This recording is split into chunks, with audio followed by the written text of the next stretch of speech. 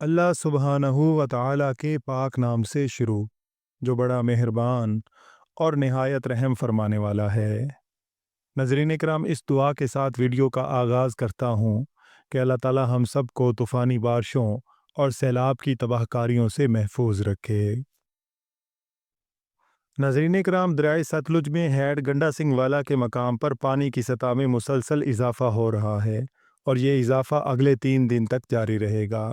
آج 25 اگست 2025 ہے اور دریائے ستلج کی تازہ ترین اپڈیٹس کے ساتھ آپ کی خدمت میں حاضر ہوں۔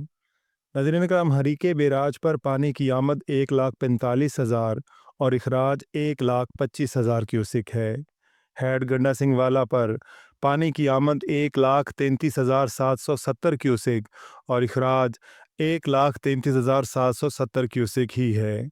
ہیڈ سلیمانکی کے مقام پر پانی کی آمد 94,143 کیوسک اور اخراج 86,129 کیوسک ہے۔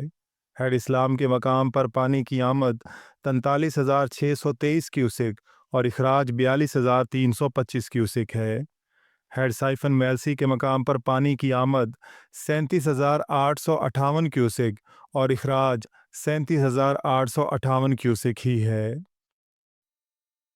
ناظرین اکرام، دریائے ستلج میں اس وقت شدید سیلاب کا خطرہ موجود ہے۔